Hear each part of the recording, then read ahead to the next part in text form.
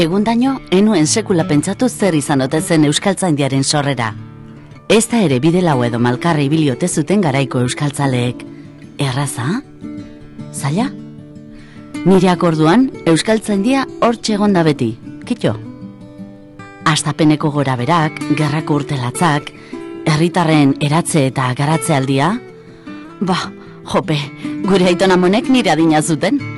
Gabak izan, Euskara behar zuela hizkuntza akademia bat, beste hizkuntza batzue bezala, zeregin asko zituela. Euskalduntze eta normalizatze prozesuan, eta bere helburuak finkatu ziren. Gutxi gora bera gaurkoak dira, baina gaurkoak gaurkotuta, noski. Hasieratik euskaltzaindiak bere buruan, bere egitekoetan sartu zuela ezinbestean euskararen batasuna. Horretan hasi zen. Behar bada orduko giro hartan, euskararen batasuna askoz korapilatsuagoa zen, gerorik handik urte gerogarrenean gertatu zena baino. Hacer favor de hablar cristiano, egiten zuten orduan. Beaz gu paganuen mintzaira baginuan. Baina denbora berean, ez zuten ezer egin euskaltzaindiaren kontra.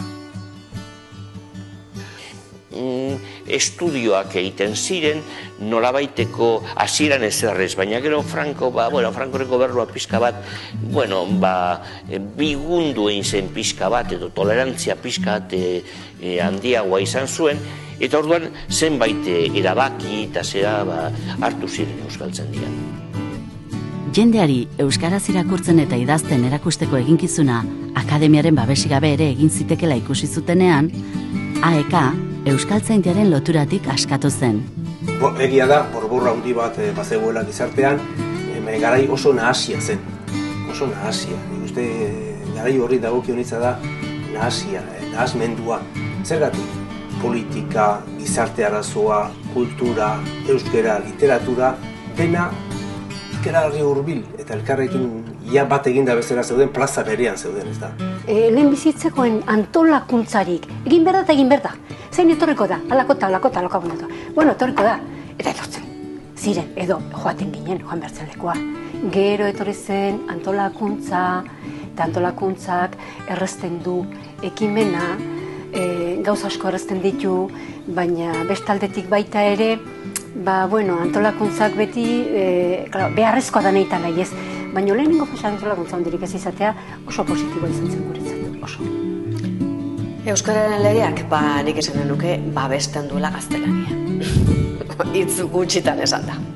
Hortarako egina dagoela.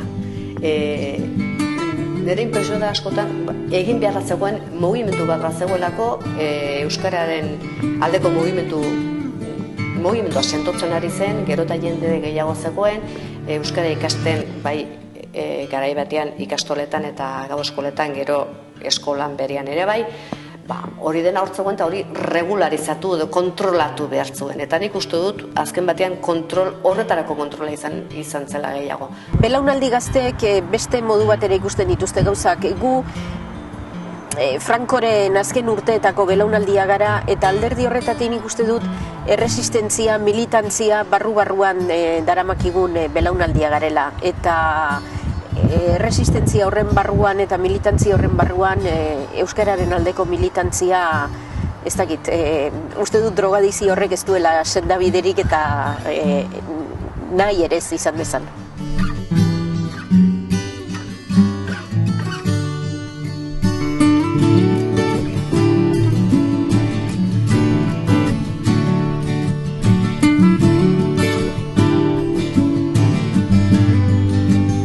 Beraz, ze testu inguru edo zein zan orduko ingurua?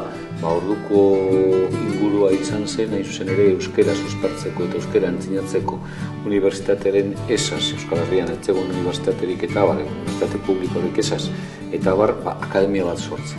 Eta horretan iraundu, horretan dihardu azkeneko 80 urteetan.